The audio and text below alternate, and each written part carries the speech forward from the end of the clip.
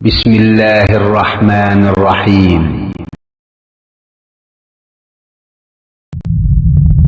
مكتب التعاون للدعوة والإرشاد وتوعية الجاليات بالدمام.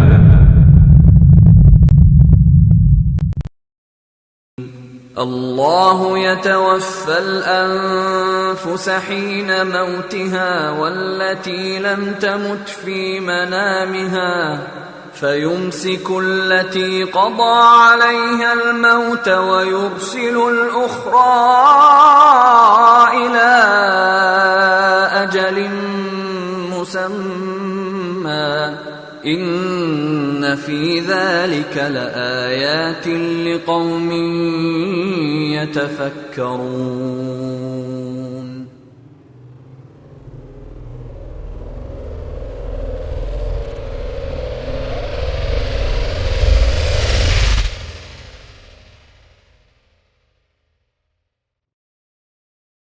السلام عليكم ورحمة الله وبركاته.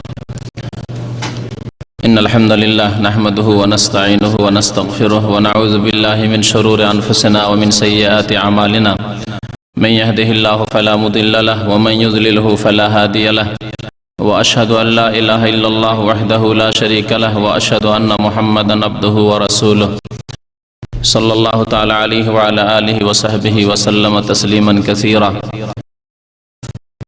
يا أيها الذين آمنوا اتقوا الله حق تقاته ولا تموتن إلا وأنتم مسلمون.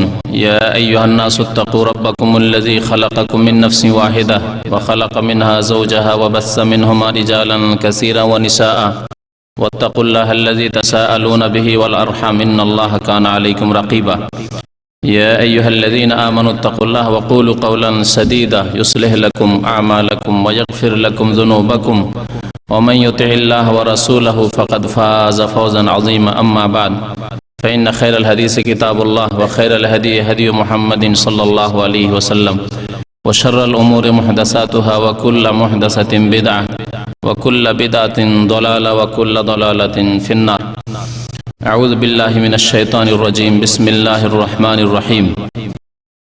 كل نفس ذائقة الموت وإنما توفون أجوركم يوم القيامة فمن زحزح عن النار وأدخل الجنة فقد فاز وما الحياة الدنيا إلا متاع الغرور.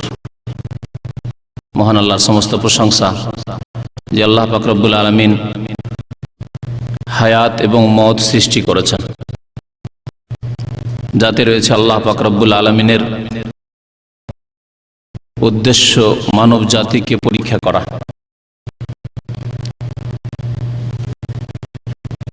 দরুদ ও সালাম নাজিল হোক প্রিয় নবী মুহাম্মদুর রাসূলুল্লাহ সাল্লাল্লাহু আলাইহি ওয়াসাল্লামের প্রতি, যাকে আল্লাহ পাক রব্বুল আলামিন মওত থেকে ব্যতিক্রম রাখেননি, তার প্রতিও মওত এসেছে। আল্লাহুম্মা সাল্লি আলাইহি আল্লাহুম্মা বারিক আলাইহি। আজকের বিষয়বস্তু মওতকে একটু স্মরণ করিয়ে দেওয়া। কারণ আপনারা হয়তো অনেকে জানেন, গত শুক্রবারে জুমার পরে এখানে আলোচনা ছিল বাংলা ভাষায়। এই আলোচনা অনুষ্ঠানেই, এই মাহফিলেই মওতের ঘটনা ঘটে। একজন মানুষ সামনে এইদিকে বসেছিল আর হল ফুল ছিল। জুমার দিনে হল প্রায় 200 লোকের বেশি এখানে উপস্থিত হন। আর যে ব্যক্তি এখানে ইন্তেকাল করেছেন তিনি দীর্ঘ 1 বছরের বেশি সময় ধরে নিয়মিত এখানে শুক্রবারে আসেন। আল্লাহ পাক রব্বুল আলামিন মওত নির্ধারিত করেছেন। এই যে মওতের ঘটনা, দিনের মাহফিলে বসে আছেন আর আমাদের কোন এক ভাইয়ের মওত হইল, এটি শুধু একটি ঘটনা নয়, এখান থেকে উপদেশ নেওয়া উচিত। সেই ব্যক্তি আপনিও হতে পারেন, সেই ব্যক্তি আমিও হতে পারি। আর আজকে না হলে আগামী কালকে হবেন, না হয় কয়েক বছর কয়েক মাস পরে হবেন। আল্লাহ ভালো জানেন কখন কার সময় এসে যাবে, কখন কাকে মালাকুল মওতকে লাব্বাইক বলতে হবে যে হাজির, উপস্থিত, আর উপায় নেই। সুতরাং এই মওত থেকে উপদেশ নিতে হবে। মানুষের জন্য মওত হচ্ছে উত্তম উপদেশ। দানকারী। মানুষ যদি মওতকে নিয়ে চিন্তা করে এবং মৃত্যুর পরে যে অবস্থা রয়েছে সেই অবস্থার প্রতি ঈমান বিশ্বাস থাকে, ইয়াকিন থাকে, তাহলে সেই ব্যক্তি কখনো অসৎ জীবন যাপন করতে পারে না, সেই ব্যক্তি কখনো পাপে গুনাহে লিপ্ত হতে পারেন না। আর যদি ভুল ভ্রান্তি হয়ে যায় তাহলে বিনা তওবায় একটি রাতও কাটাতে পারে না। আল্লাহ পাক রব্বুল আলামিন প্রত্যেক বান্দার উপর মওত নির্ধারিত করেছেন, এর ব্যতিক্রম ঘটবে না। এবং আল্লাহ পাক মওত এবং হায়াতকে সৃষ্টি করেছেন। এক যুগ ছিল, কিছুই ছিলেন না, আপনার আমার নাম ছিল না। আবার পৃথিবীতে আল্লাহ পাক হায়াত দান করেছেন, আবার মওত দেবেন। মহান আল্লাহ ইরশাদ করেছেন সূরা মুলকের শুরুতেই দ্বিতীয় আয়াতে, হুয়াল্লাযী খালাকাল মাউতা ওয়াল হায়াত। আল্লাহ পাক সেই সত্তার নাম যিনি মওত এবং হায়াত সৃষ্টি করেছেন, লিয়াবলুয়াকুম, তোমাদের পরীক্ষা করার জন্য। এই নয় যে মওত হবে, মওত হবে সবাই জানে। কাফির, মুশরিক, মুনাফিক, পত্তলিক, নাস্তিক, যে আল্লাহর অস্তিত্বে বিশ্বাসী নয়, সকলে জানে যে একদিন মরতে হবে, কিন্তু মরার পরে কিছু হবে এ কথায় তাদের বিশ্বাস নেই। আপনি আমি মুসলিম, সুতরাং মওতের পরে কি হবে এবং এর জন্য আমাদের প্রস্তুতি কতটুকু, কি সম্বল নিয়েছি, এই চিন্তা করা হচ্ছে জ্ঞানীর পরিচয়। যদি মনে করেন যে আমরা প্রবাসী জীবনে একজন মানুষ বেকুফ যে আসলো আর দীর্ঘদিন সময় পেল, দেশে ফিরে চলে গেল, এক্সিট লেগে বিদায় হয়ে চলে গেল, কিছুই করতে পারলো না, বলবেন যে বেকুফ লোকটি। এতদিন সময় সুযোগ পেল, 5 বছর 10 বছর বিদেশে থাকলো, কত টাকা পয়সা ইনকাম করে গিয়ে বড় লোক হয়ে যাচ্ছে, বাড়ি ঘর ইত্যাদি করছে, কিন্তু এই লোকটি কিছুই করতে পারলো না। দুনিয়ার ক্ষেত্রে তাকে বড় বেকুফ বলবেন। আর যদি একজন মানুষ সময়কে কাজে লাগায় প্রবাসী জীবনে, যে একদিন চলে যেতে হবে, জানি না কখন চলে যেতে হয় হঠাৎ করে, সুতরাং কিছু এখান থেকে নিয়ে যেতে হবে যাতে করে দেশে গিয়ে কিছু করতে পারি, এই রকমের চিন্তা, এই রকমের পরিকল্পনা যদি থাকে তাহলে বলবেন যে লোকটি অত্যন্ত জ্ঞানী মানুষ, ভালো মানুষ, তা সজাগ মানুষ, প্রশংসা করবেন তার। অথচ আল্লাহ পাক রব্বুল আলামিন আপনার রিজিক দেশেও রেখেছেন। এমন নয় যে প্রবাসী জীবন থেকে না নিয়ে গেলে খেতে পাবেন না, এমন কিছু নয়, দেশেও রিজিক আছে। তারপরে এত ফিকির, এবং যারা চিন্তা করে, যারা পরিকল্পনা তৈরি করে যে বিদেশে যে সময়টা পেয়েছি কিছু করি, তাদের প্রশংসা করেন। আর মত এমন একটি বিষয় যে মতের সাথেই কর্মজীবন শেষ হয়ে যায়, মতের সাথে আমল শেষ, এরপরে কিন্তু আর সুযোগ পাওয়া যাবে না, দেশে গিয়ে কাজ করতে পারবেন, হতে পারে এর চাইতে ভালো ইনকাম, অনেকেই করছে এরকম, এখান থেকে গিয়ে দেশে আরো ভালো সুখী ভালো কাজ করছে, এরকম অনেকে রয়েছে, কিন্তু মতের পরে আর কাজের সময় নেই। প্রিয় নবী মুহাম্মদ রাসূলুল্লাহ সাল্লাল্লাহু আলাইহি ওয়াসাল্লাম ইরশাদ করেছেন, ইযা মাতা ইবনু আদম ইনকাতা আমালু, আদম সন্তান যখন মারা যায় তখন তার কাজকর্ম বন্ধ হয়ে যায়। এর মানে এই নয় যেমন ওয়াজ মাহফিলে শুনেছেন যে আমল বন্ধ হয়ে যায় মানে শুধু নামাজ রোজা বন্ধ হয়ে যায়, না, দিন দুনিয়ার সব আমল সব কর্মই বন্ধ হয়ে যায়।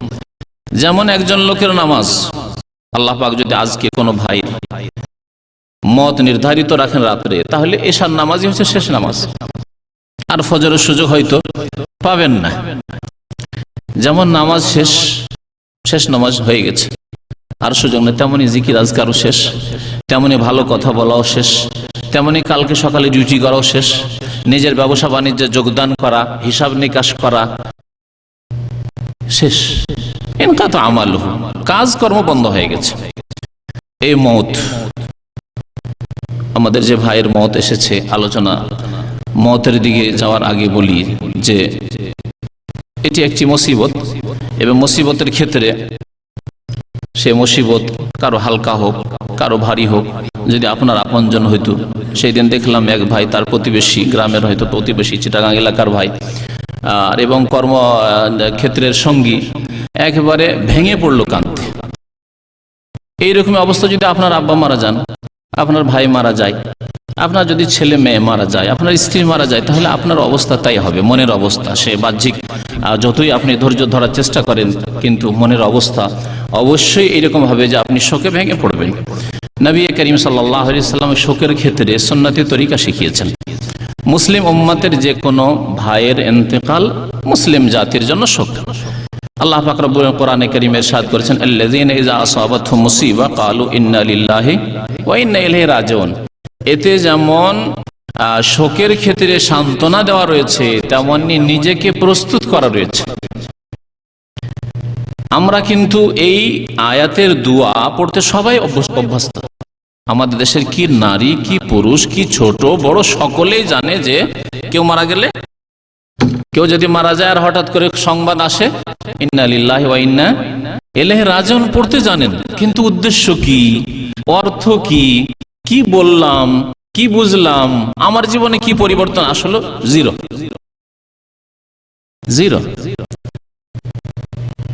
আল্লাহ পাক ইরশাদ করেছেন, আল্লাযীনা ইযা আসাবাতহুম মুসিবা, কোন মানুষের উপর যদি মুসিবত, বিপদ, আপদ, আপতিত হয়, যে কোনো রকমের বিপদ আসতে পারে, আর্থিক বিপদ আসতে পারে, শারীরিক বিপদ আসতে পারে, শরীরের উপর আংশিক বিপদ আসতে পারে, মৃত্যুর বিপদ আসতে পারে।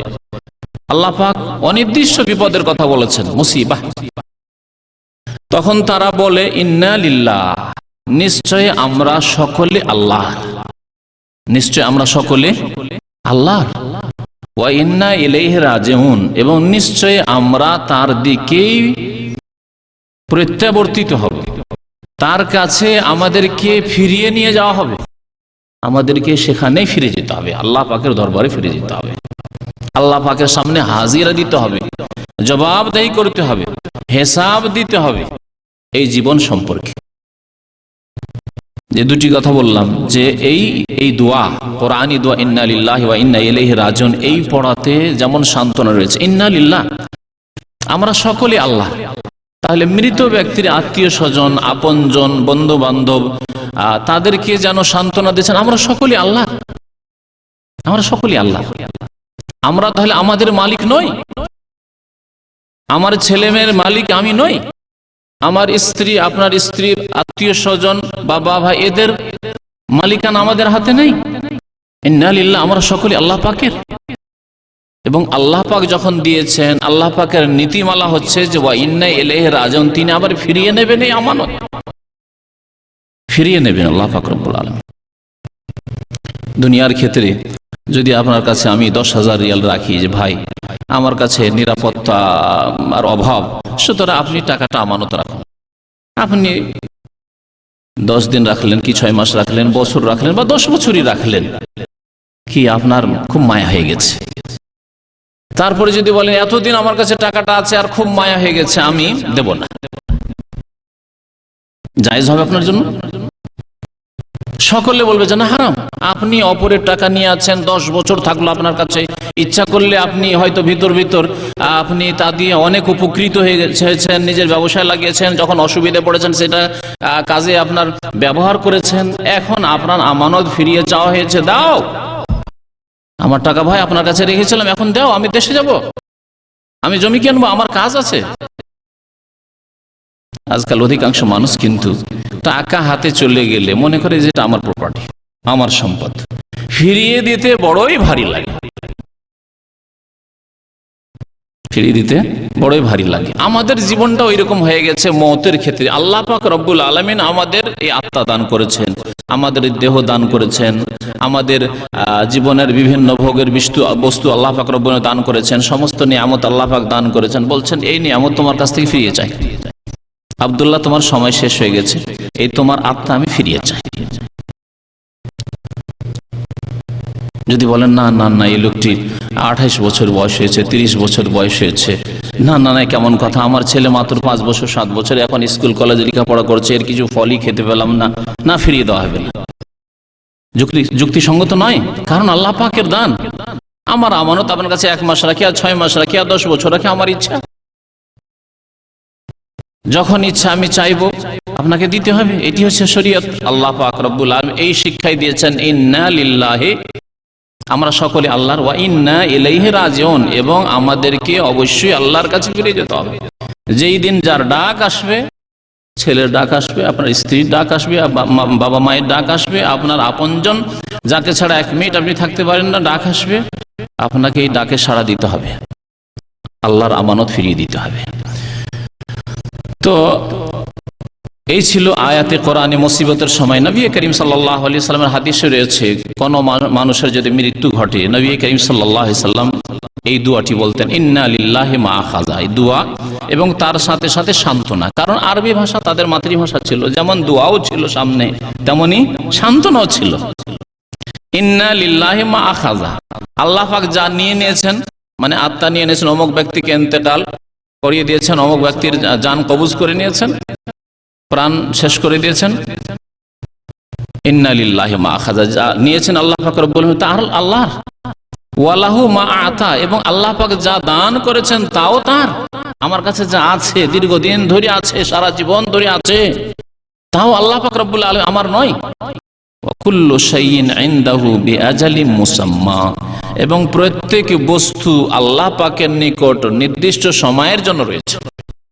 প্রত্যেক বস্তু, মানুষ, জিন, যত দুনিয়ায় মাখলুকাত রয়েছে, আল্লাহ পাকের সৃষ্টি রয়েছে, সবার সময় আল্লাহ পাক নির্ধারিত করেছেন। সুতরাং এই দোয়া পড়ার পরে এই সান্ত্বনা দেওয়ার বলতেন, ফাল তাসবির ওয়াল তাহতাসিব। কোন একটি ঘটনায় নবী করিম সাল্লাল্লাহু আলাইহি সাল্লামের এই সান্ত্বনা ছিল যে যেন মহিলাকে সম্বোধন করা ছিল, যে যেন ধৈর্য ধারণ করে এবং নেকির আশা রাখে। আল্লাহ ছেলে নিয়ে নিয়েছেন, সুতরাং আল্লাহ পাক এতে উত্তম প্রতিদান আমাকে দেবেন। আল্লাহ পাক রব্বুল স্ত্রী নিয়েছেন, উত্তম প্রতিদান দেবেন। আল্লাহ পাক রব্বুল আলামিন কোন রকমের মুসিবত দিয়েছেন, আল্লাহ পাক এতে ভালো বদলা দেবেন। নেকির আশা রাখতে হবে। এই ধৈর্যের বিষয়টি বলার পরে দোয়া করি, আল্লাহ পাক রব্বুল আলামিন আমাদের ওই ভাই, যেই ভাইয়ের এই দিনের মজলিসে ইন্তেকাল হয়েছে, আল্লাহ যেন তার গুনাহ খাতা মাফ করে দেন। আল্লাহ পাক রব্বুল আলামিন তাকে যেন জান্নাতুল ফিরদৌস দান করেন, তার কবরের জীবনকে আল্লাহ পাক যেন সুখী করেন।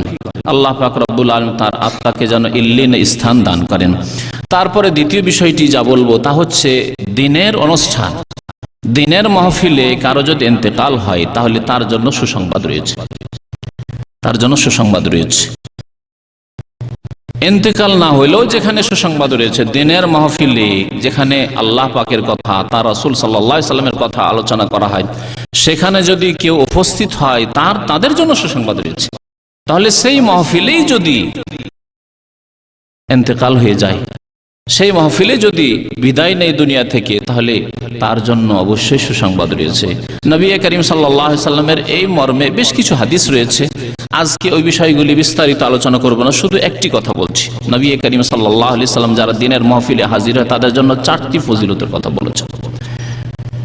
সহিহ মুসলিমের হাদিস, বড় হাদিস রয়েছে। প্রথম কথা, রাস্তা হেঁটে আসলেন অথবা গাড়িতে আসলেন, তার ফজিলত। উদ্দেশ্য হচ্ছে দিন শেখা, উদ্দেশ্য হচ্ছে দিন শেখা।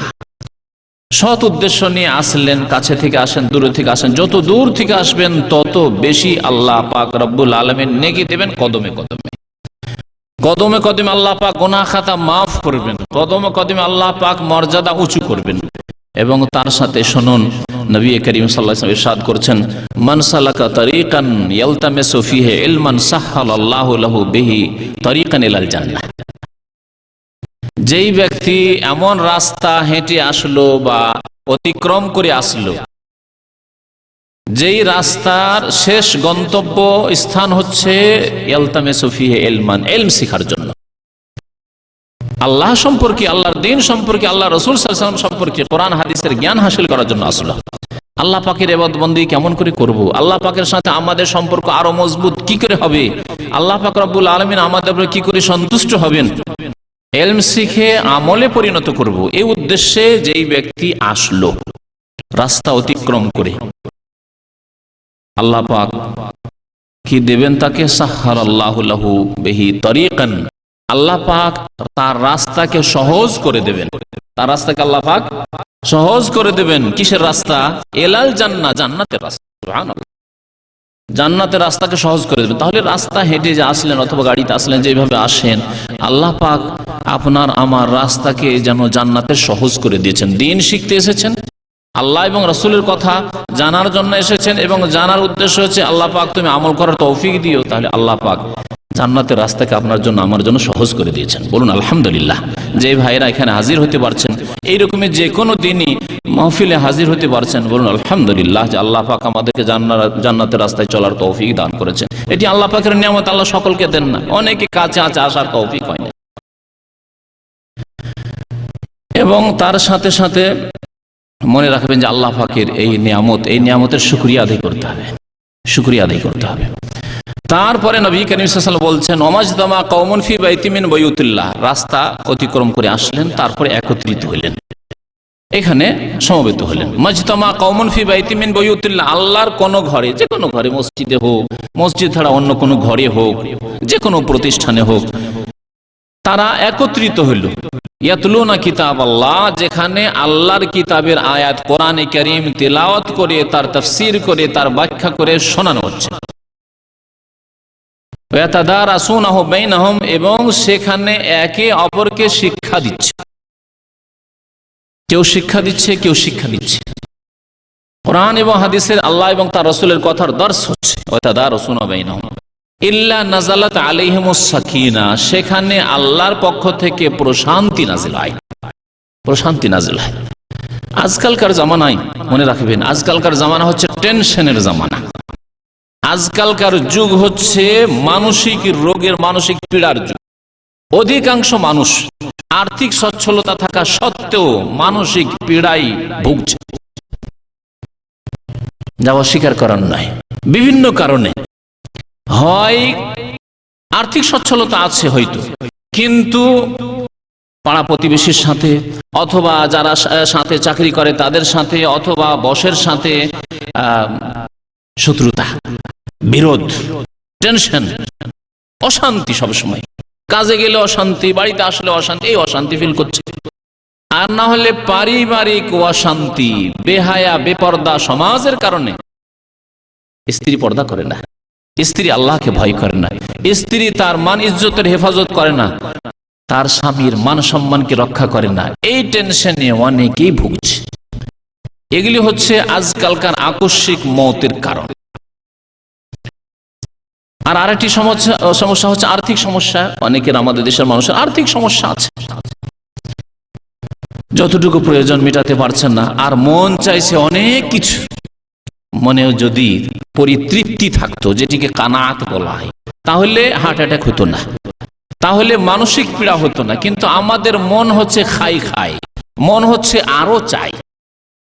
আর্থিক সমস্যার কারণে, পারিবারিক সমস্যার কারণে, অথবা সামাজিক সমস্যার কারণে, যেখানে থাকেন, যেখানে চাকরি করেন, যেখানে বসবাস করেন, কারো সাথে শত্রুতার কারণে, কি জানি কখন আমাকে মেরে দেয়, সে আমার বিরুদ্ধে, কখন আমার চাকরি খেয়ে নেয়, কি যে হয়।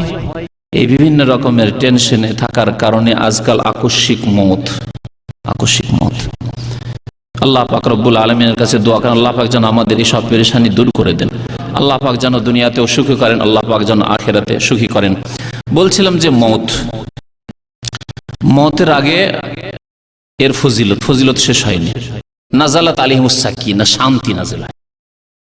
যেই ব্যক্তি শান্তি হাসিল করে, তার কোনোদিনই এই রকমের পীড়া হতে পারে না। সবসময় মনে শান্তি রয়েছে, মানসিক শান্তি রয়েছে। যে অবস্থায় থাকেন আর্থিক দিক থেকে মানসিক শান্তি রয়েছে, মানসিক শান্তি রয়েছে দিনের কথা শুনলে এবং দিনের প্রতি আমল করলে। ভালোভাবে আপনি সুন্দরভাবে নামাজ পড়েন, খুজুর সাথে নামাজ পড়েন, এবং দিন শিখে নামাজ পড়েন, কেমন করে নামাজ আদায় করতে হবে, এবং নামাজ পড়ার উদ্দেশ্য কি, শুধু ঠিক আছে আর নাই। আজকাল অনেকে নামাজ পড়েন ঠিক আছে, হ্যাঁ, মুরগির ঠোকর মারার মতো, এইরকম নামাজ পড়ে কিন্তু মানসিক শান্তি হাসিল হবে। আর ইলম শিখলেন না, কিছুই জানলেন না, এতেও কিন্তু মানসিক শান্তি হাসিল হবে না।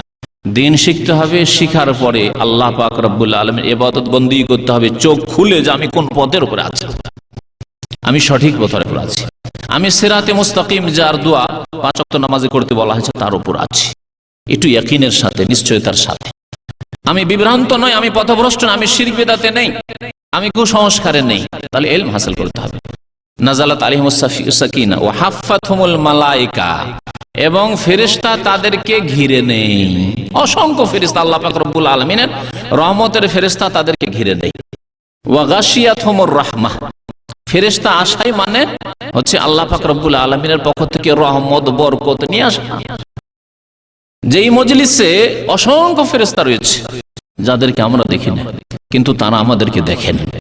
জিবরাইল আলাইহিস সালাম নবী করিম সাল্লাল্লাহু আলাইহি ওয়াসাল্লামের কাছে বহু সময় এমন অবস্থায় ওহী নিয়ে আসতেন যেখানে মা আয়েশা রাদিয়াল্লাহু তাআলা আনহা থাকতেন, তার কক্ষে, তার বিছানায় ওই সময় ওহী আসতো।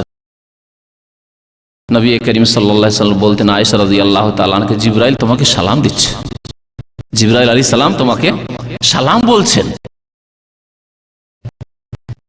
উত্তর দিতেন আয়েশা রাদিয়াল্লাহু তাআলা আনহা ওয়া আলাইহিস সালাম বলে, তার উপরও শান্তি বর্ষিত হোক আল্লাহর পক্ষ থেকে, আর বলতেন যে ইয়া রাসূলুল্লাহ তারা মালা আরা, আপনি এমন কিছু দেখেন যা আমরা দেখতে পাই না। রাসূলুল্লাহ সাল্লাল্লাহু আলাইহি ওয়াসাল্লাম পাশে দেখছেন যে ওহী নাযিল হচ্ছে, কথা বলছে, আর তার প্রিয়তমা বিবি আয়েশা রাদিয়াল্লাহু তাআলা আনহা কিছুই দেখেন না। আমাদের সামনে যে মওতের ঘটনা, সুবহানাল্লাহ, মালাকুল মওত চলে এসেছে, আপনি ওই দৃশ্যের কথা চিন্তা করেন। মালাকুল মওতের সাথে যদি সৎ ব্যক্তি হয়, আল্লাহর রহমতের অসংখ্য ফেরেশতা সেখানে চলে এসেছে, আশা করি আল্লাহ পাকের কাছে আশা করি। অসৎ ব্যক্তি যদি হয়, পাপিষ্ঠ ব্যক্তি হয়, কবরের আযাবের এবং মৃত্যুর অবস্থা সম্পর্কে যে বিস্তারিত লম্বা খুব হাদিস রয়েছে, মুসনাদে আহমদের হাদিস, যা বয়ান করলে 2 ঘন্টা ওই হাদিসেই লাগবে হয়তো বিস্তারিত বয়ান করলে। সে হাদিসে রয়েছে যে যারা পাপিষ্ঠ গুনাহগার তাদের কাছে আযাবের ফেরেশতা বিকট রূপ ধারণ করে ভয়ঙ্কর রূপ নিয়ে আসে, আমাদের সামনে এসেছে, কিন্তু আমরা কিছুই টের পাচ্ছি না, আমরা কিছুই জানছি না। অসংখ্য ফেরেশতা, রহমতের ফেরেশতা আসেন, তাদেরকে আমরা দেখি না। আল্লাহ পাকের পক্ষ থেকে বরকত নিয়ে আসেন, তারা বরকতের আদেশ নিয়ে আসেন, এবং ওয়া গাশিয়াতহুমুর রাহমা, আল্লাহর পক্ষ থেকে রহমত ঢেকে নেয়। রহমত, এটি হচ্ছে রহমতের স্থান। যেখানে দিনের কথা হয়, কোরআন এবং হাদিসের কথা হয়, আল্লাহকে স্মরণ করা হয়, সেটি হচ্ছে রহমতের স্থান। ওয়া যাকারাহুমুল্লাহু ফী মান ইনদাহু, এবং এদের প্রত্যেকের নাম ধরে আল্লাহ পাক রব্বুল আলামিন তার আরশে আযমের পাশে যে মালায়েকা মুকাররাবিন রয়েছেন, আল্লাহর নিকটবর্তী ফেরেশতা রয়েছেন, সম্মানিত ফেরেশতা রয়েছেন, সকলেই সম্মানী কিন্তু শ্রেষ্ঠ ফেরেশতাগণ রয়েছেন, তাদের সামনে আল্লাহ পাক রব্বুল আলামিন যাকারাহুমুল্লাহ, তাদের কথা আলোচনা করেন, তাদের কথা উল্লেখ করেন। যে আব্দুর রব ভাই সাহেব এসেছেন, অমুক সাদিক সাহেব এসেছেন, মাহমুদ সাহেব এসেছেন, আব্দুল্লাহ সাহেব এসেছেন, অমুক সাহেব এসেছেন, সুবহানাল্লাহ, দিনের মাহফিল এসেছেন। ওয়া যাকারাহুমুল্লাহ ফী মান ইনদাহু, সে অবস্থায় যদি কারো মত হয় তো ভাগ্যবান সেই ব্যক্তি। আল্লাহ পাক যেন তার ভাগ্যকে সুন্দর করেন, আল্লাহ পাক তাকে যেন জান্নাতুল ফিরদৌস দান করেন। আর আমাদের যে সব আত্মীয় স্বজন ইন্তেকাল করেছেন, আল্লাহ পাক রব্বুল তাদেরকে যেন জান্নাতুল ফিরদৌস দান করেন, তাদের কবরের আযাবকে যেন দূর করে দেন। তারপরে বলবো এই মত সম্পর্কে, মতকে স্মরণ করতে হবে, মতকে স্মরণ করতে হবে। নবী করিম সাল্লাল্লাহু আলাইহি সাল্লামের খুব প্রসিদ্ধ হাদিস, আকসিরু যিকরা হাযিমিল লাজ্জাত, তোমরা বেশি বেশি স্মরণ করো হাযিমুল লাজ্জাতকে। আমাদের দেশের ভাষায় লজ্জত কথাটি ব্যবহার করি, বুঝেন না? লজ্জত মানে কি? লজ্জত মানে স্বাদ। হাযিম মানে ধ্বংসকারী, নষ্টকারী। পৃথিবীর স্বাদকে নষ্টকারী বস্তুকে বা বিষয়কে তোমরা বেশি বেশি স্মরণ করো, শুধু স্মরণ করো না, বেশি বেশি স্মরণ করো। আকসিরু যিকরা, তোমরা বেশি বেশি স্মরণ করো হাযিমিল লাজ্জাত, পৃথিবীর স্বাদকে নষ্টকারী, ধ্বংসকারী বিষয়কে। আল মউত, নবী করিম সাল্লাল্লাহু আলাইহি ওয়াসাল্লাম বলছেন, অথবা অন্য কোন বর্ণনাকারী সাহাবী তার ব্যাখ্যা বলছেন যে এই লজ্জত ধ্বংসকারী, এই স্বাদ নষ্টকারী, দুনিয়ার যত স্বাদ আছে সব শেষ, সমস্ত শেষ। কিসে? আল মউত। মত, মত এমন একটি বিষয় যা ছেলে মেয়েদেরকে ইয়েতিম বানিয়ে দেয়। সুবহানাল্লাহ, আপনি চিন্তা করুন, আপনার যদি মওত আসে, আমার মওত আসে, ছেলে মেয়ে ইয়েতিম হয়ে গেল। স্ত্রীকে মতে কি করে? বিধবা বানিয়ে দেয়। যত সাথী বন্ধু ছোট কাল থেকে শুরু করে আজ পর্যন্ত দেশে বিদেশে কত যে সাথী সঙ্গী রয়েছে, কত লোকের সাথে ভালোবাসা হয়েছে, কত লোকের সাথে পরিচিতি ঘটেছে, সবার থেকে পৃথক করে দিল, জুদা করে দিল, আলাদা হয়ে যেতে হচ্ছে।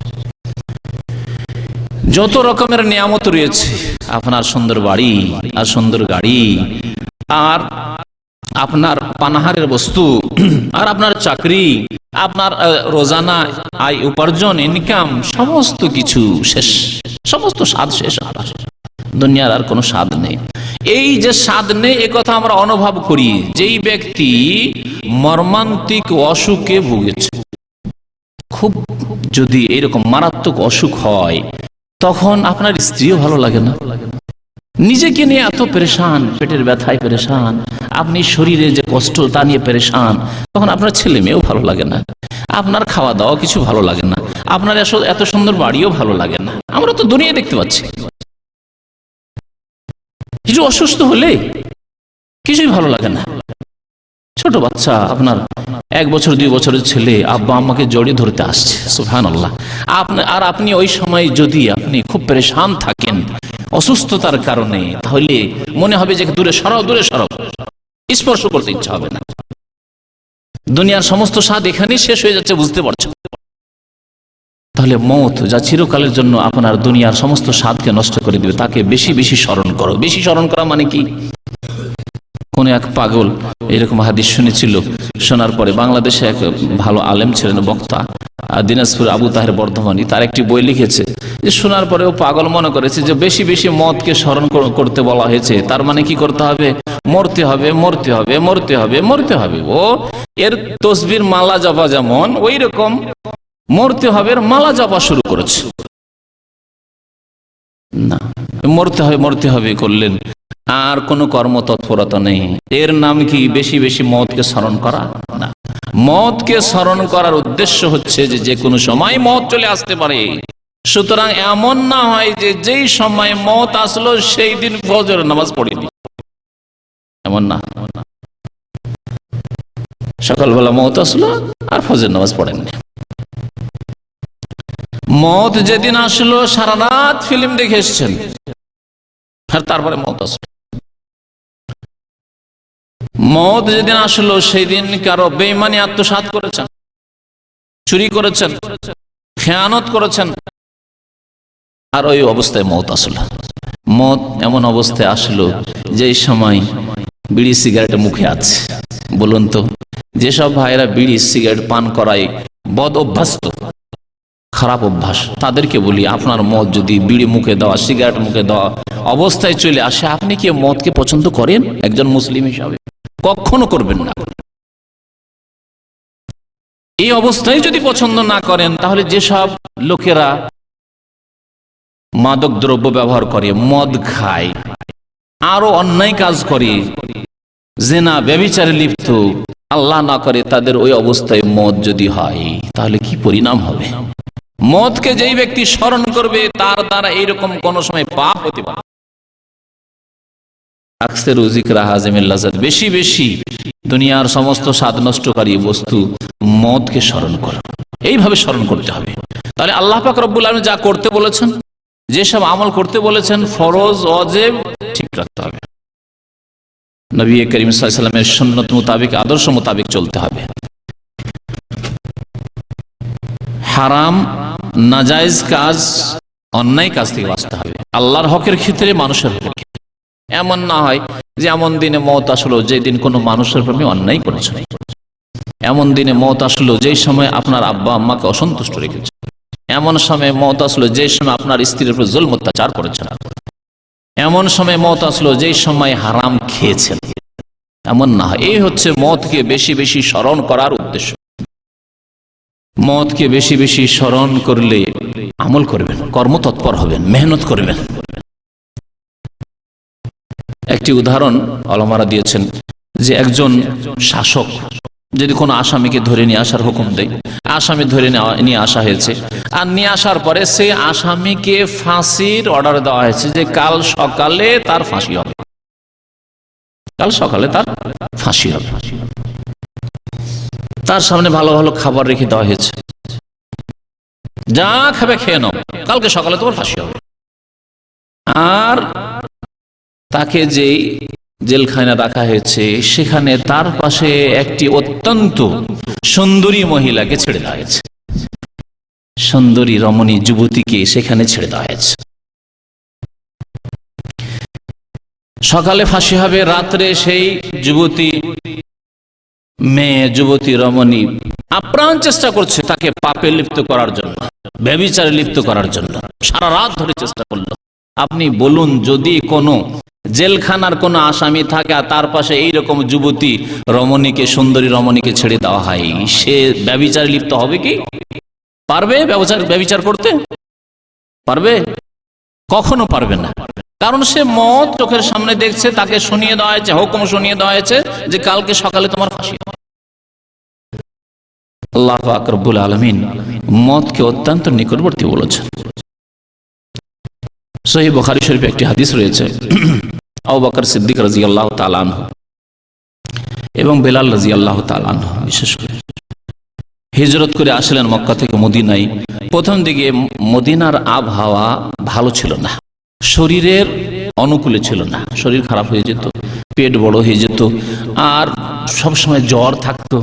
নবী করিম সাল্লাল্লাহু আলাইহি ওয়াসাল্লাম দোয়া করলেন এই মদিনার জন্য যে আল্লাহুম্মা হাব্বিব ইলাইনাল মদিনা, আল্লাহ মদিনার ভালোবাসা আমাদের অন্তরে দিয়ে দাও, সাহাবাইকের অন্তরে দিয়ে দাও।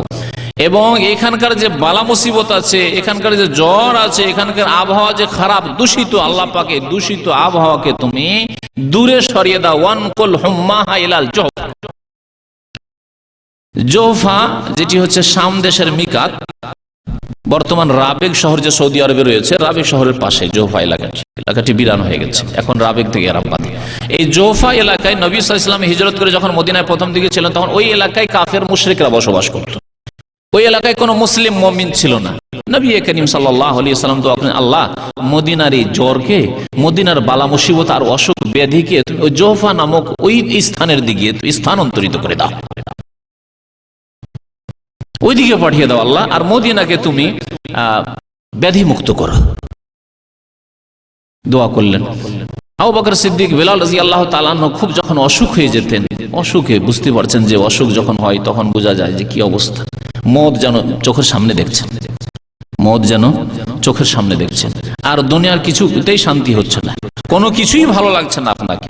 আবু বকর সিদ্দিক রাদিয়াল্লাহু তাআলা আনহু, বেলাল রাদিয়াল্লাহু তাআলা আনহু কয়েকটি কবিতা পড়তেন। তার একটি কবিতা হচ্ছে যে কুল্লু মরিইম মুসাব্বাহুন ফি আহলিহি ওয়াল মাউতু আদনা মিন শিরাকি নালিহি।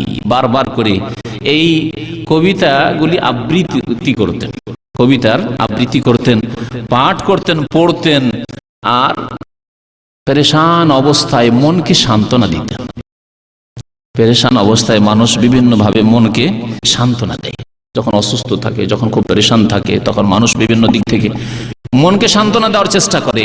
আজকালকার জামানার অধিকাংশ লোক যখন পেরেশান থাকে, মানসিক অশান্তিতে থাকে, তখন হারাম কাজ করে, গুনাহ করে, নাজায়েজ কাজ করে মনকে শান্তি দেওয়ার চেষ্টা করে, যাতে কোনোদিন শান্তি হাসিল হবে না। জানেন না, যারা বিড়ি সিগারেট খায় তারা কি বলে, মানসিক টেনশনের জন্য রাতে ঘুমায় না, সেই জন্য বিড়ি সিগারেট খায়, হারাম কাজ করে মনকে শান্তি দিতে চায়।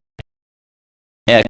দুই নম্বর, যারা মানসিক পেরেশানিতে থাকে, 5000 কিলোমিটার দূরে স্ত্রী ছেড়ে এসছে, ছেলে মেয়ে ছেড়ে এসছে, তো সারা রাত ফিল্ম দেখে মনে করে যে মনকে বহলাবো, মনকে সান্ত্বনা দিব, কিন্তু এতে কোনোদিন সান্ত্বনা হাসিল হবে না, কোনোদিন শান্তি হাসিল হবে না। আলা বিযিকরিল্লাহি তাতমাইন্নুল কুলুব। আল্লাহ পাক রব্বুল আলামিন কোরআনে কারীমে ইরশাদ করেছেন, আল্লাহকে স্মরণ করো, তাতে মানসিক শান্তি হবে।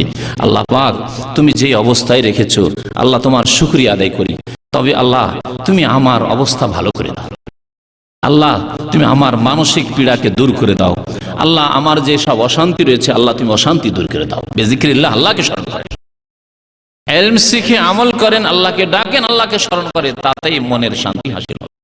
আবু বকর সিদ্দিক রাদিয়াল্লাহু তাআলা, বেলাল রাদিয়াল্লাহু তাআলা বলতেন, কুল্লু মরিইম মুসাব্বাহুন ফি আহলি। প্রত্যেক মানুষের মরণ আসতে পারে তার পরিবারে যে কোনো সকালে, যে কোনো দিনে,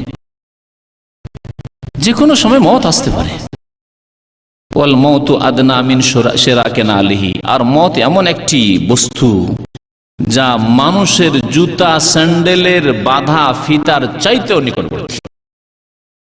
স্যান্ডেলের বাধা, জুতার যে আপনার ওই সুতা থাকে বা যা থাকে, এসব চাইতেও কাছে, অর্থাৎ মানুষের শরীরের থেকেও নিকটবর্তী, মানুষের শরীর চাইতে নিকটবর্তী। মত এত কাছে, কখন যে মত চলে আসে, কিন্তু আমরা মতকে কাছে মনে করি না। আমরা যারা চোখের সামনে মত দেখলাম, তারাও মনে হয় ভাবি না যে এত দ্রুত আমার কাছে, আপনার কাছে মত চলে আসতে পারে। সেই দিনের অবস্থার কথা বলছি। সুবহানাল্লাহ। আমি নিজেও কল্পনা করতে পারিনি যে এটি মওতের ইশারা, ইঙ্গিত। মনে হইল যে হয়তো এই ব্যক্তি বেশি রাত জেগেছে, রাত জাগার কারণে অনেকে আছাড় খেয়ে পড়ে যায়। বসেছিল লোকটি, আছাড় খেয়ে পড়ে গেল। আমি কিছুক্ষণ বন্ধ করে দিলাম, বললাম তাড়াতাড়ি নিয়ে যান।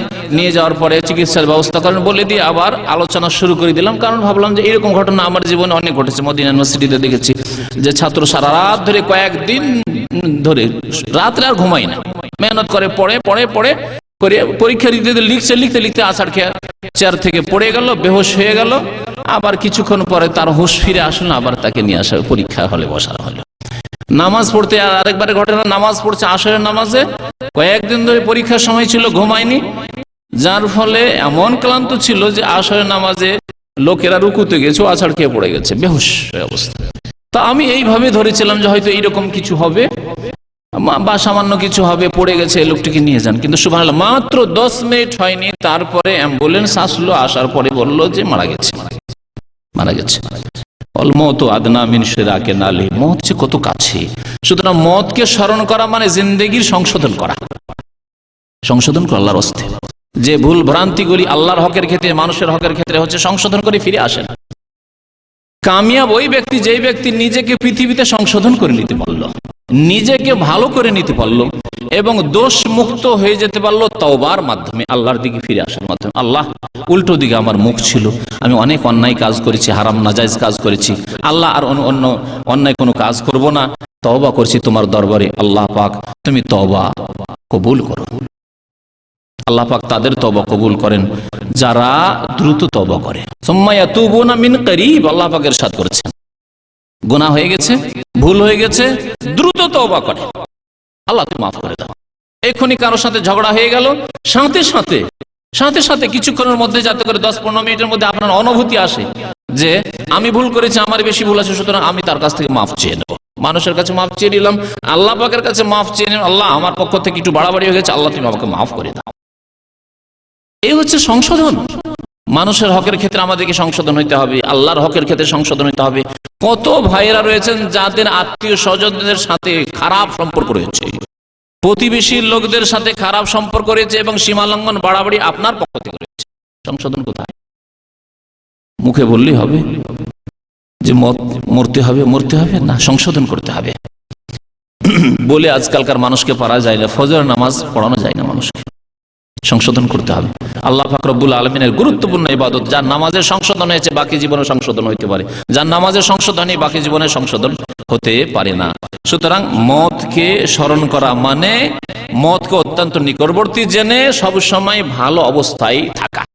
মনে রাখবেন যে আমরা অনেকে আল্লাহ পাকের কাছে দোয়া করি এবং আমরা সকলেই দোয়া করি, আল্লাহুম্মা জাল আখিরা কালামিনা ইনদাল মাউতি লা ইলাহা ইল্লাল্লাহ মুহাম্মাদুর রাসূলুল্লাহ। আল্লাহ আমাদেরকে মৃত্যুর পূর্ব মুহূর্তে কালেমা লা ইলাহা ইল্লাল্লাহ মুহাম্মাদুর রাসূলুল্লাহর সাক্ষ্য প্রদান করার তুমি তৌফিক দান করো, এই কলেমা পড়ার তৌফিক দান করো। কারণ নবী করিম সাল্লাল্লাহু আলাইহি সাল্লাম বলেছেন, মান কানা আখিরু কালামিহি ইনদাল মাউতি লা ইলাহা ইল্লাল্লাহ দাখালাল জান্নাহ। যেই ব্যক্তির শেষ বাক্য হবে, মান কানা আখিরু কালামিহি, যার শেষ বাক্য হবে মওতের সময়, মৃত্যুর সময়, লা ইলাহা ইল্লাল্লাহ, আল্লাহ তোমার ছাড়া আমার কোনো মাবুদ নেই, সত্য মাবুদ, আল্লাহ তোমার ছাড়া কোনো বারহাক মাবুদ নেই, একমাত্র তুমি হক মাবুদ, আল্লাহ তোমারই একমাত্র ইবাদত বন্দী করি, এর অঙ্গীকার করছি, স্বীকার করছি আল্লাহ, এবং তোমার ইবাদতে কোনো রকমের গাফিলতি, অবহেলা, শিথিলতা করব না, 4 ওয়াক্ত করে দিব না 5 ওয়াক্তকে।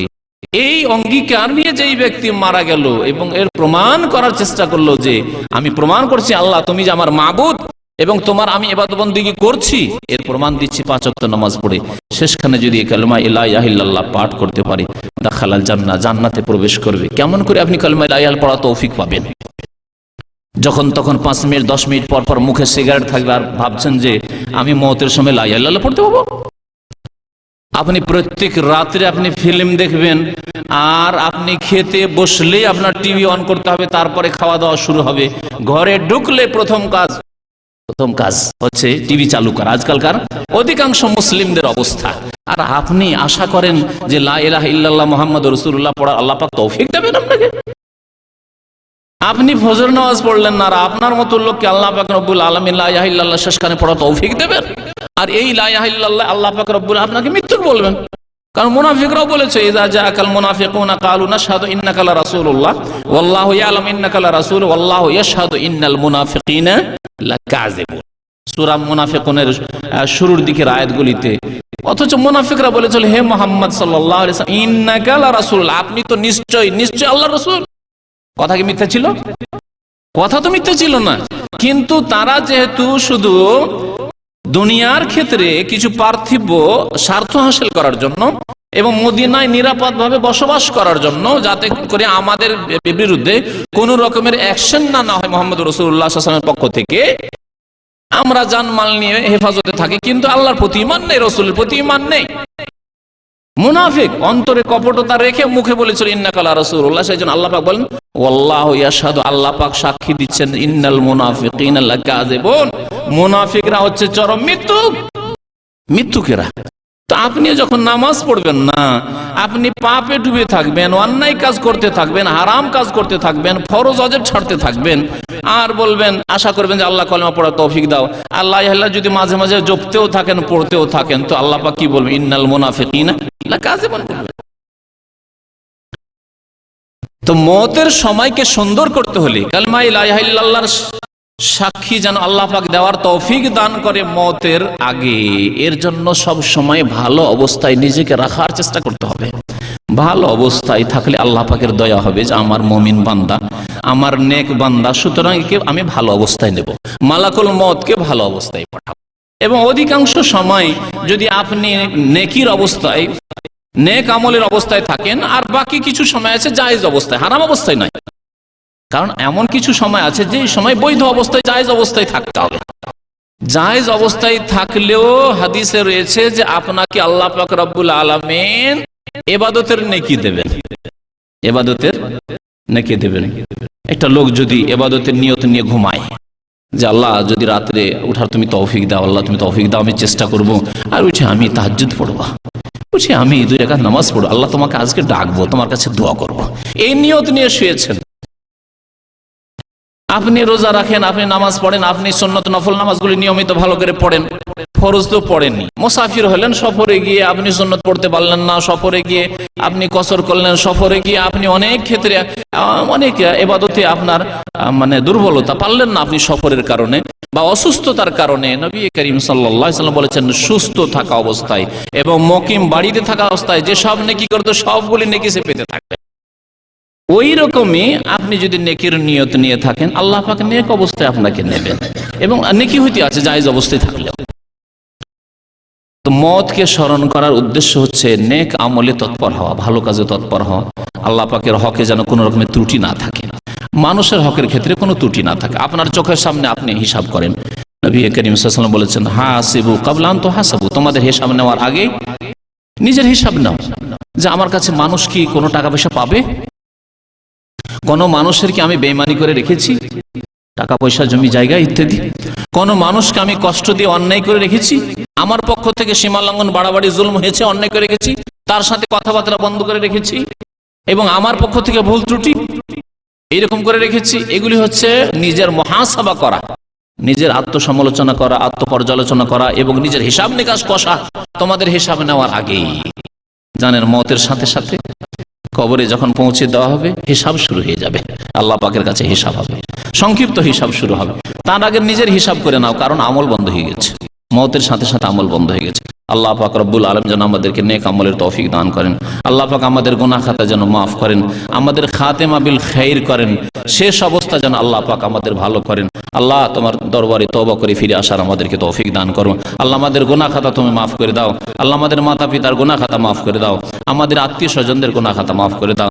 মুসলিম ভাই বোনদেরকে আল্লাহ তুমি হিদায়াত দান করো। আল্লাহ যারা বিভ্রান্ত হয়ে রয়েছে, গুমরাহ হয়ে রয়েছে, পাপে ডুবে রয়েছে, শিরক বিদআত রয়েছে, আল্লাহ মুসলিম উম্মতকে তুমি হিদায়াত দান করো। আল্লাহ আমাদেরকে শেষখানে লা ইলাহা ইল্লাল্লাহ মুহাম্মাদুর রাসূলুল্লাহ পড়ার তৌফিক দান করো। আল্লাহ আমাদেরকে সকলকে জান্নাতুল ফিরদৌস দান করো। আল্লাহ আমাদের কবরের জীবনকে সুখী করো। আল্লাহ আমাদের আত্মাকে তুমি ইল্লিনে স্থান দান করিও। আমিন ইয়া রাব্বাল আলামিন। ওয়া সাল্লাল্লাহু আলা নবিয়িনা মুহাম্মদ ওয়া আলা আলিহি ওয়া সাহবিহি আজমাইন।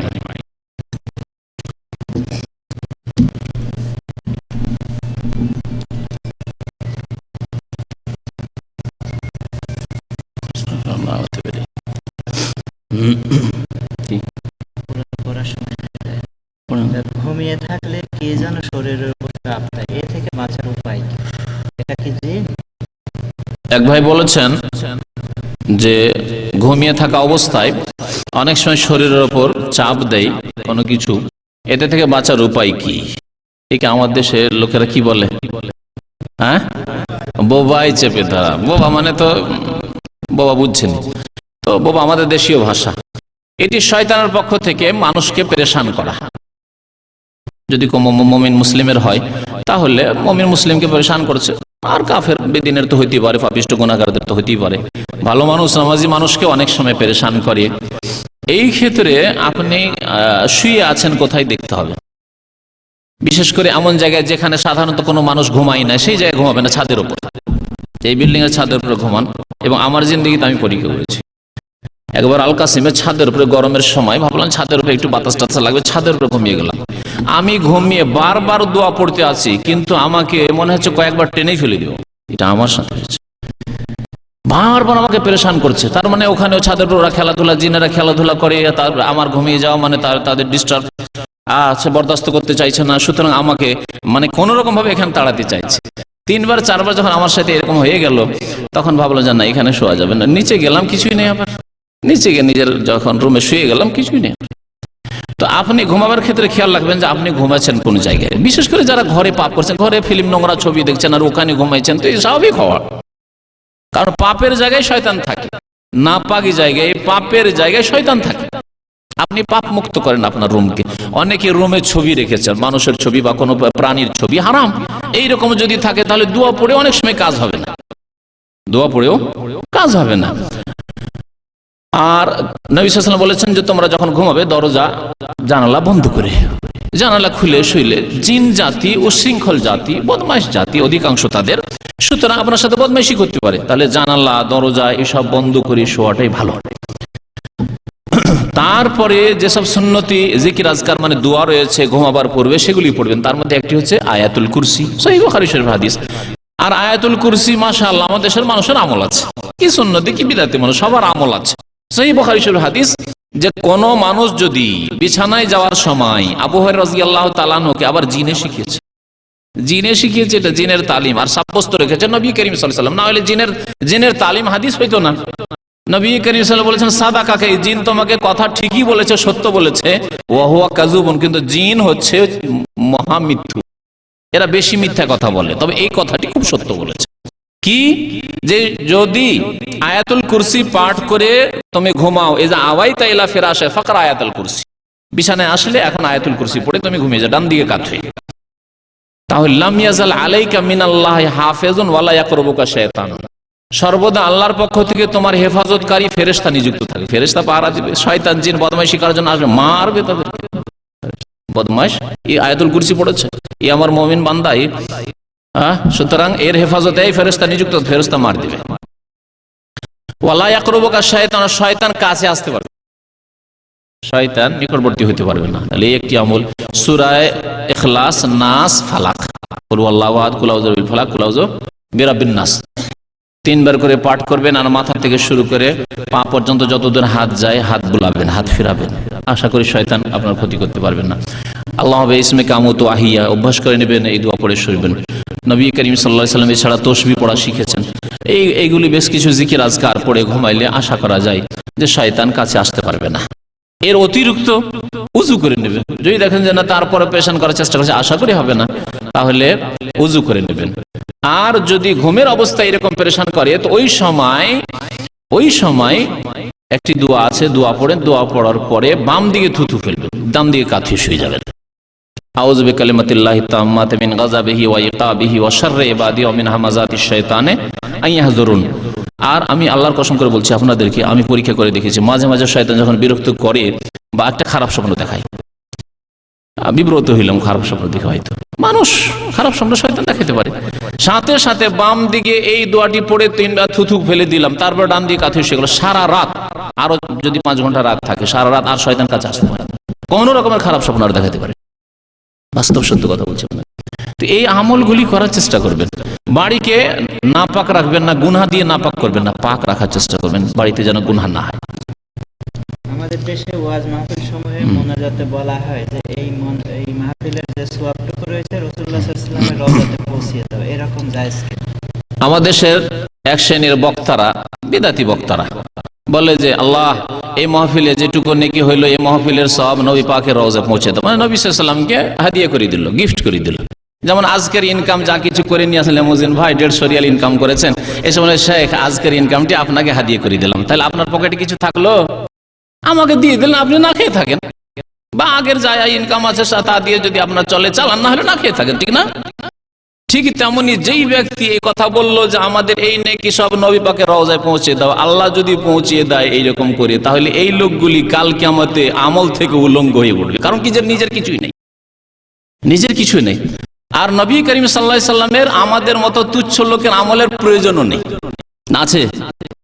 ওর চাইতে বেশি মুখাপেক্ষি ছিল আপনার বাবা মা, যারা অনেক গুনাহ করে মরেছে। আপনি নিজে মুখাপেক্ষি কত পাপ গুনাহ করেছেন, সুতরাং আপনি নিজে কিছু সম্বল নিয়ে যান। না সম্বল নিয়ে জাহেল মূর্খ বিদাতি করলেন কি, সবগুলি পাঠিয়ে দিলেন ওই নবী পাকের রওজায়, তো বাকি থাকলো কি পকেট এমটি, কাল কিয়ামতে খালি হাতে হাজির হবেন। এই হচ্ছে বিদাতিদের অবস্থা। তারপরে শুনেন সাহাবাই কেরাম, 2 নম্বর কথা শুনেন, সাহাবাই কেরাম তারা আমাদের আদর্শ। নবী সাল্লাল্লাহু আলাইহি ওয়াসাল্লামের ইন্তেকালের পরে এই কাজ করেন যে আল্লাহ যা নামাজ পড়লাম, দিনের কথা বললাম, এই নেকিটা তোমার নবীর কাছে পৌঁছে দাও, আমরা খালি হাতে থাকি। এই তরিকা ইসলামিক তরিকা নয়, সাহাবাই কেরামের কোন এক সাহাবী করেন, সুতরাং এটি বিদাতি তরিকা, বিদাতি তরিকা। 3 নম্বর কথা শুনুন, 3 নম্বর কথা হচ্ছে যে আমরা যা কিছু আমল করি তার 1 ভাগ সমান সমান রাসূলুল্লাহ সাল্লাল্লাহু আলাইহি সাল্লাম অটোমেটিকলি পাচ্ছেন, এমনিতেই পাচ্ছেন, পাঠাইতে হবে না। কারণ ইসলামের নীতিমালা হচ্ছে মান দাল্লা আলা খাইরিন ফালাহু মিসলু আজরি ফাইলিহি। নবী করিম সাল্লাল্লাহু আলাইহি ওয়াসাল্লামের হাদিস, যেই ব্যক্তি কল্যাণের রাস্তা দেখাবে তাকে কর্তার সমান নেকি দেওয়া হবে। কি বুঝলেন? কল্যাণের রাস্তা আমাদেরকে কে দেখিয়েছেন? এই যে দিনের কথা শিখবো আর শিখাবো, এই রাস্তা কোথা থেকে পেয়েছেন? মুহাম্মদুর রাসূলুল্লাহ সাল্লাল্লাহু আলাইহি ওয়াসাল্লাম শিখিয়েছেন। নামাজের রাস্তা কে দেখিয়েছেন? মুহাম্মদুর রাসূলুল্লাহ সাল্লাল্লাহু আলাইহি ওয়াসাল্লাম। কলিমার রাস্তা, কলিমা পড়ার রাস্তা কে শিখিয়েছেন? মাতা পিতার সেবা করতে হবে, ভালো আচরণ করতে হবে, কে শিখিয়েছেন? আছে কোন আদর্শে এত সুন্দরভাবে যে আদর্শে নিয়ে এসেছেন নবী করিম সাল্লাল্লাহু আলাইহি ওয়াসাল্লাম? ওয়ালিদাইনি ইহসানা, রিজার রব্বে ফি রিজাল ওয়ালিদি, আল্লাহ রাজি হবে যদি তোমার মাতা পিতা রাজি হবে। ওয়া সাখাতুর রব্বে ফি সাখাতিল ওয়ালিদ, নবী সাল্লাল্লাহু আলাইহি ওয়াসাল্লাম বলছেন মাতা পিতা যদি অসন্তুষ্ট হয়ে যায় আল্লাহ নারাজ হয়ে যাবেন, নামাজ রোজা করেও রাজি করতে পারবে না। তাহলে যা কিছুই নেক আমল করছি তার 1 ভাগ আমাদেরকে যিনি কল্যাণের রাস্তা দেখেছেন প্রিয় নবী মুহাম্মদুর রাসূলুল্লাহ সাল্লাল্লাহু আলাইহি ওয়াসাল্লাম পাচ্ছেন। এশার নামাজ পড়ে আসছেন, 4 রাকাত নামাজ পড়ছেন, সমান রাসূলুল্লাহ সাল্লাল্লাহু আলাইহি ওয়াসাল্লাম নেকি পেয়েছেন। এইভাবে উম্মত, কত কোটি কোটি উম্মত আজকে পৃথিবীতে নামাজ পড়ছে, প্রত্যেকের নেকি 1 ভাগ করে রাসূলুল্লাহ সমান। মানে আপনি যতটা পেলেন, আপনি 1000 নেকি 1000 নেকি রাসূলুল্লাহ সাল্লাল্লাহু আলাইহি ওয়াসাল্লাম পেলেন। আপনার অতিরিক্ত আপনার নিজের নেকিটা দেওয়া, এটি বেকুফি না? আর বিদাতি কাজ নয়। প্রথম কথা সাহাবারা করেননি, যা বললাম, আর তারপরে দেওয়ার প্রয়োজন নেই, কারণ নবী সাল্লাল্লাহু আলাইহি ওয়াসাল্লাম পাচ্ছেন। তারপরে অতিরিক্ত নবী সাল্লাল্লাহু আলাইহি ওয়াসাল্লামের জন্য যা করতে হবে তা হচ্ছে দুরুদ এবং সালাম পড়তে বলা হয়েছে নবী সাল্লাল্লাহু আলাইহি ওয়াসাল্লামের জন্য, তার মাধ্যমে তাকে নেকি পৌঁছাতে হবে। সেটি আত্তাহিয়াতের মাধ্যমে আসসালামু আলাইকা আইয়ুহান নবী, আর দুরুদ ইব্রাহিম আল্লাহুম্মা সাল্লি আলা মুহাম্মদ ওয়া আলা আলি মুহাম্মদ, আল্লাহুম্মা বারিক আলা মুহাম্মদ ওয়া আলা আলি মুহাম্মদ। কি বলছেন এগুলি? আল্লাহ তুমি বরকত নাজিল করো, আল্লাহ তুমি রহমত নাজিল করো মুহাম্মদ সাল্লাল্লাহু আলাইহি ওয়াসাল্লামের উপর। আসসালামু আলাইকা আইয়ুহান নবী, হে নবী আপনার উপর শান্তির ধারা সালাম বর্ষিত, আপনি শান্তিতে থাকুন সব সময়। 5 ওয়াক্তে প্রত্যেক নামাজে আপনি ফরজ হোক সুন্নত হোক আপনি আত্তাহিয়াত পড়ছেন, দুরূদ শরীফ পড়ছেন, আর তাতে আপনি নাকি পৌঁছাচ্ছেন। এগুলি হলো তরিকা। আর বাকি ধোকা খাবেন না যে এত বড় বক্তা আর তিনি বলছেন যে ভাইরা নবী পাকের রওজায় আল্লাহ পাক পৌঁছে দিক যেন, না, এসব তরিকা নয়, বিদাতি তরিকা। কবরবাসীরা কি আমাদের সালামের জবাব দিতে পারে কিংবা তা শুনতে পায়? কবরবাসী শুনতে পায়, কবরবাসী জবাব দিতে পারে, এরকম কিছু জানা নেই। তবে কবরবাসীকে সালাম দিতে বলা হয়েছে, দেবেন। মৃত ব্যক্তি শুনতে পায় না, এটি হচ্ছে সহি কথা। তবে আল্লাহ যখন ইচ্ছা করেন শোনাতে পারেন, ব্যতিক্রম যখন আল্লাহ ইচ্ছা করেন তখন শোনান। যেমন নতুন দাফন করা হয়েছে, তারপরে উঠিয়ে যখন বসা হয়, হাদিসে আছে যে জুতোর আওয়াজ শুনতে পায় যে আমাকে ছেড়ে দিয়ে আমার আত্মীয় স্বজনরা চলে গেল, দাফন করে চলে গেল। তো বিশেষ বিশেষ ক্ষেত্রে মাইয়িত মৃত ব্যক্তিকে আল্লাহ পাক শুনিয়ে থাকেন। সাধারণ অবস্থায় মৃত ব্যক্তি শোনে না, কারণ কোরআনে বলা হয়েছে যে ইন্নাকা লা তুসমিউল মাউতা, তুমি মৃতকে শোনাতে পারো না। কোরআনে কারীমে আল্লাহ পাক আরো বলেছেন ওমা আনতা বিমুসমিন মান ফিল কুবুর, যারা কবরে চলে গেছে তাদেরকে তুমি শোনাতে পারো না। জি। মৃত্যু তবে আপনার সালামের ইনশাআল্লাহ তাআলা নেকি সওয়াব পাবেন এবং এই সালাম তাদের উপর পৌঁছিবে। মৃত্যুকে কেন্দ্র করে অথবা নতুন বাড়িঘর করলে যে আমাদের দেশে ওয়াজ মাহফিল বা সারা রাত খাওয়া দাওয়া, এটা শরীয়তে মৃত্যুর জন্য খাবারের অনুষ্ঠান করা বিদআতি অনুষ্ঠান, মানে মৃতের জন্য, কেউ মারা গেছে তার জন্য খাবারের অনুষ্ঠান করা, যে কোনো দিনে হোক, নির্দিষ্ট হোক অনির্দিষ্ট হোক। আমাদের সব দুই রকম বিদআতি আছে। কিছু লোকেরা বলে যে না, অনির্দিষ্ট খান অসুবিধা নাই, খাওয়া দাওয়া করান, কিন্তু নির্দিষ্ট 40 করেন বিদআত না, সবগুলি বিদআত।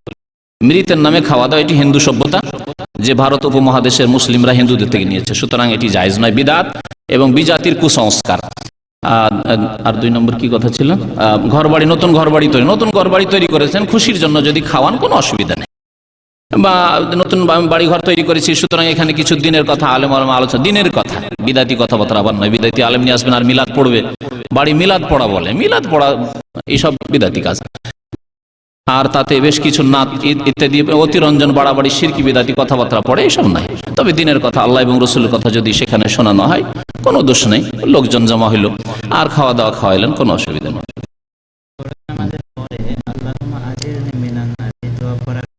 ফরজ নামাজের পরে আল্লাহুম্মা আজরনি মিনান নার আমার আব্বা ছোটকালে শিখাইতেন এবং আমি শিখেছিলাম, কিছুদিন আমলও করেছি, বেশ কিছুদিন। পরে দেখলাম যে হাদিসটি জয়ীফ, সুতরাং এইভাবে না পড়ে অনির্দিষ্ট 7 বার আল্লাহুম্মা আজরনি মিনান নার আর 8 বার হচ্ছে আল্লাহুম্মা ইন্নী আসআলুকা রিযাকা ওয়াল জান্নাহ, এরকম পড়লে জান্নাতের দরজা খুলে যাবে আর জাহান্নামের দরজা বন্ধ হয়ে যাবে। ছোটকাল থেকে আব্বা শিখেছিলেন, যেহেতু আব্বার কাছে ওই রকম সহিহ জয়ীফের ইলম ছিল না, তাই যতটা জানতেন ততটা ভালো শিখিয়েছেন, জাযাহুমুল্লাহ খাইর। কিন্তু কথা হচ্ছে যে সত্য সবসময় গ্রহণ করতে হবে যেখান থেকে পাওয়া যাক। যখন দেখলাম যে এগুলি জয়ীফ, দুর্বল, সুতরাং সেটা ছেড়ে দিয়ে অন্য দোয়া করেন বা অনির্দিষ্ট করেন। দোয়ার অর্থ ঠিক আছে, আল্লাহুম্মা আজরনি মিনান নার মানে আল্লাহ আমাকে জাহান্নাম থেকে রক্ষা করো, আল্লাহুম্মা ইন্নী আসআলুকা রিযাকা ওয়াল জান্নাহ মানে আল্লাহ তোমার কাছে তোমার সন্তুষ্টি কামনা করি এবং তোমার জান্নাত কামনা করি। তো যে কোনো সময় দোয়া করেন আল্লাহ পাকের কাছে, কিন্তু 7 বার আর 8 বার এই যে ফর্মালিটি যদি না থাকে সহিহ হাদিস আর করেন, এর নাম বিদআত। বাকি কথা আল্লাহুম্মা আজরনি মিনান নার, আল্লাহুম্মা আজরনি মিনান নার, আল্লাহুম্মা আজরনি মিনান নার, কোনো অসুবিধা নেই। আল্লাহুম্মা ইন্নী আসআলুকা রিযাকা ওয়াল জান্নাহ, কোনো অসুবিধা নেই, অনির্দিষ্ট করে করেন। কোন মুসলিম ভাইয়ের সাথে অপর মুসলিম যে বুক মেলায়, এই বুক মেলানোর সঠিক তরিকাটা জানেন? হাদিসে মুআনাকা আছে, মুআনাকা মানে কাঁধে কাঁধ মিলানো। হ্যাঁ, মুআনাকা মানে অনকের সাথে অনক মিলানো, মুআনাকা। আরবি ভাষা যারা বুঝেন, গ্রামার বুঝেন, সুতরাং কাঁধে কাঁধ মিলানো, কোলাকুলি করা। আমাদের দেশে বুকে বুক পেটে পেট মিলায়, আর আবার আরবদের হচ্ছে প্রথা যে তারা গালে গাল মিলায়। তো দুটোতেই কিছুটা মানে প্রথা ঢুকে গেছে, প্রথা ঢুকে গেছে। যদি হয়তো এটা ওইভাবে বিদআত বলা যাবে না, কিন্তু যদি কোলাকুলি করা হয় মানে অনকে অনক, কাঁধের সাথে কাঁধ মিলানো, এইরকম করে মিলান, তাহলে বেশি ভালো। এক ভাই, নতুন ভাই তাবলীগ জামাতের সাথে চিল্লায় যেতে চায়, তাকে কি ধরনের নসিহত করে মানে নিষেধ করা যায়? এখানে চিল্লা যেতে চান না দেশে? বলছে এক ভাই চিল্লা যেতে চান। প্রথম কথা, চিল্লা 40 দিনে যাওয়া বিদআত। গত মাসে 2টি বক্তব্য আলোচনা করেছি, যাতে সারা বিশ্বের বিশিষ্ট ওলামায়ে কেরাম যারা আসলে ওলামায়ে কেরাম তাদের ফতোয়া উল্লেখ করেছি। এই চিল্লা লাগানো 40 দিনের জন্য যাওয়া, এগুলি হচ্ছে বিদআতি কাজ। এর চাইতে বড় ফরজ কাজ রয়েছে আপনার বাড়িতে আপনার স্ত্রী দেখাশোনা করা, আপনার ছেলে মেয়েদের দেখাশোনা করা, আর তার সাথে সাথে আপনি গ্রামে যে বেনামাজিরা রয়েছে, গ্রামে যেসব পাপী লোকেরা রয়েছে তাদের ঘরে ঘরে যান, তাদেরকে দাওয়াত দেন, তাদেরকে ইসলামিক কিতাব দেন, তাদের ইসলামিক ক্যাসেট দেন, এইভাবে দাওয়াতের কাজ করেন। তাহলে আপনার ঘর সংসারও দেখা হইলো, জমি জায়গাও দেখা হইলো, ব্যবসা বাণিজ্য সামলানো হইলো, আর আপনার দিনের দাওয়াতের কাজ হলো। এটা হচ্ছে ইসলামিক তরিকা। সাহাবায়ে কেরামরা এই তরিকা আবিষ্কার করেননি। আর নিজের এলাকা ছেড়ে দিয়ে অন্য এলাকা চলে যাও। আর তারপরে কেন যাচ্ছেন ভাই? অশিক্ষিত। বলছে যে আমরা তালিমের জন্য কোন শিক্ষা প্রতিষ্ঠানে যাচ্ছেন যে ওখানে আপনি সেই শিক্ষা নেবেন, কিছুই জানেন না, তারা চলে যাচ্ছেন। না, আমার এক আত্মীয় ছিল, আল্লাহ হেদায়েত করেছে, আলহামদুলিল্লাহ হেদায়েত করে দিয়েছে। ও নতুন বিয়ে করে, নতুন যুবতী, স্ত্রী আর বাড়ি একা, আলাদা কেউ নেই, একটা ছেলেও পয়দা হয়নি, আর ছেড়ে দিয়েও চিল্লে চলে যেত। বলুন জায়েজ? হারাম। এই অবস্থায় একটা যুবতী মেয়েকে, বা যদি 5 বছর 10 বছর 12 বছর ছেলে মেয়েও থাকে, তারপরে হারাম। যতক্ষণ পর্যন্ত আপনার সাবালক একটা ছেলে ওই রকম না হয়েছে যে মায়ের দেখাশোনা করতে পারবে, যে মাহারাম হতে পারবে, যে যদি কোন রকমের শত্রুর কোন রকমের যদি কোনো খারাপ অসৎ উদ্দেশ্য থাকে তাহলে সে টের পাবে, এইরকম ছেলে যদি না থাকে বাড়িতে, তাহলে আপনার এইভাবে বিদেশে যাওয়া যায়ই নয়। উপরন্তু বিদাতি কাজে যাচ্ছেন আপনি। ফর্মালিটি 40 দিন হইতে হবে, বা 4 মাস হইতে হবে, বা না হয় 3 দিন হইতে হবে, সব বিদআত। বিস্তারিত প্রায় 4 ঘন্টার আলোচনা হয়ে গেছে। আশা করি ওই আলোচনাগুলি সিডিতে, অডিওতে পাবেন। আর ইনশাআল্লাহ তাআলা আল্লাহ পাক তাতে যাকে হক বুঝার তৌফিক দেবেন বুঝবেন, যাকে হিদায়াত করবেন আল্লাহ পাক হিদায়াত করবেন। হ্যাঁ, এখানে নিষেধ করবে যে এটি নবী সাল্লাল্লাহু আলাইহি সাল্লামের সুন্নাত তরিকা নয়, এই চিল্লাতে যাওয়া। আর তাবলীগী জামাত হচ্ছে, এই তাবলীগী ইসলামী জামাত না, এটি হচ্ছে ইলিয়াসি জামাত, ভারত থেকে পয়দা হয়েছে। আজকে থেকে 70-80 বছর আগে পয়দা হয়েছে। এর আগে 1400 বছর তাহলে ইসলামের খেদমত হয়নি নাকি? ইসলামের দাওয়াতের কাজ হয়নি? সুতরাং এই তাবলীগী জামাত কোন ইসলামের তাবলীগের জামাত নয়, এ হচ্ছে ইলিয়াসি জামাত। এবং এই জামাতের সামান্য কিছু যেসব কাজ আছে তাতে বহু বিদআত ভরা, তাদের কিতাবে তো শিরক পর্যন্ত ভরা। আমার ওই বক্তব্যগুলি সবগুলি স্পষ্ট। ওকে নিষেধ সরাসরি যদি করেন তাহলে হয়তো মানবে না, কারণ বলবে যে আমিও তোমার মতো মানুষ, তুমি আমার চাইতে বেশি কি জানো। তাকে আমাদের ওই আলোচনাগুলি 2-3টে দিয়ে দেন, শোনার পরে আল্লাহ পাক অনেক লোককে হিদায়াত করেছেন। 22 বছরের তবলিগ করা লোক, আর কাকরাইলে কত লোককে যে চিল্লায় লাগিয়েছে, 91 আছেন আমাদের কবির সাহেব, আর এইরকম বহু লোক যে চেনেন আমাদের ভাইরা, হিদায়াত হয়েছে। এইরকম রিয়াজে, জেদ্দায়, বিভিন্ন শহরে কত লোকে আল্লাহ পাক হিদায়াত করেছেন। অনেক লোকে একটা ক্যাসেটে আল্লাহ পাক হিদায়াত করেছেন। কথা হচ্ছে যে আপনার কাজ, আপনি ওইভাবে হয়তো বুঝাইতে পারবেন না, সরাসরি নিষেধ করেছেন, কিন্তু আপনি বুঝাইতে পারছেন না, দেখাইতে পারছেন না। আমার কাছে আসলে আমি দেখিয়ে দেবো যে তাদের কিতাবে শিরক আছে, আপনি তো দেখাইতে পারবেন না, আপনি ওইভাবে তাকে বুঝাইতে পারবেন না। সুতরাং আপনি তাকে ক্যাসেট অথবা কিতাব যদি থাকে এই বিষয়ের উপর লেখা, বাংলাদেশে একটি কিতাবও লেখা হয়েছে, 1-2টি, ওই কিতাবগুলি যদি পান তাহলে দিতে পারেন, দিয়ে হিদায়াতের চেষ্টা করেন। বাকি হিদায়াতের মালিক আল্লাহ। আচ্ছা, আল্লাহু আকবার। আব্দুল জলিল ভাই আমাদের এখানে আছেন, বলছেন ওনার ভাগনার ইন্তেকাল হয়েছে বজ্রাঘাতে। আল্লাহ পাক যেন এই শাহাদাত কবুল করেন। আশা করি শহীদ ইনশাআল্লাহ তাআলা, যদি নামাজি হয়। মনে রাখবেন, যদি নামাজি হয়। আল্লাহ পাক যেন গুনাহ খাতা না মাফ করেন। আল্লাহ পাক রব্বুল যেন জান্নাতুল ফিরদাউস দান করেন। আল্লাহ পাক তার আত্মীয় স্বজনদেরকে যেন সান্ত্বনা দান করেন। ওয়া সাল্লাল্লাহু আলা নবিয়িনা মুহাম্মদ ওয়া আলা আলিহি ওয়া সাহবিহি আজমাইন।